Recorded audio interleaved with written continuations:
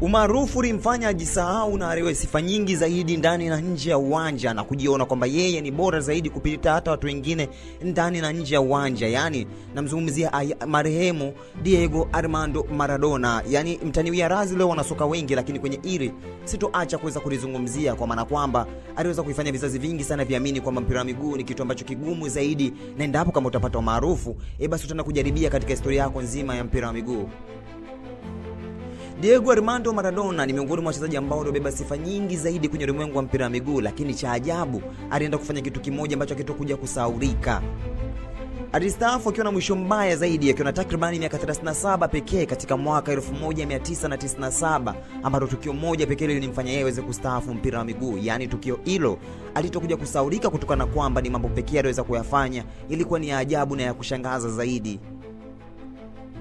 Ukienda kufuatilia orodha mastaa wengi wa mpira miguu duniani, ukienda kuanza na Ronaldinho, lakini pia hata katika vizazi hivi sasa kina Neymar de Santos Jr, Vinicius Jr, ni kwa nini unajisahau kutokana na mpira miguu? Na hiyo yote kutokana na kurewa sifa na kujiona kwamba wana kila kitu zaidi ya wachezaji wengine, na ndio mambo pekee ambayo watu kuja kusahaulika kwenye mpira wa miguu.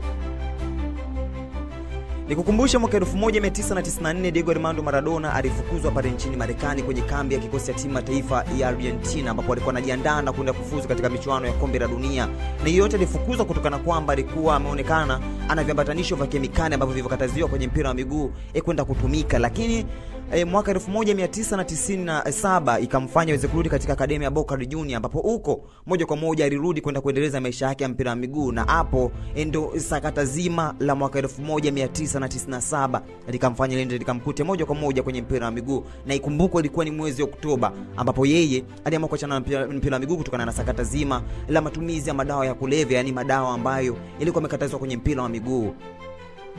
Alilewa sifa na akajisahau, mwisho wa siku mwili ukajidhilia ukawa mkubwa zaidi, ikamlazimu aweze kustaafu mpira kutokana na kilo kuongezeka, mwili kuwa mkubwa na kushindwa kufanya ile mambo ambayo aliyofanya Maradona akiwa na umri wa miaka 25 kushuka chini.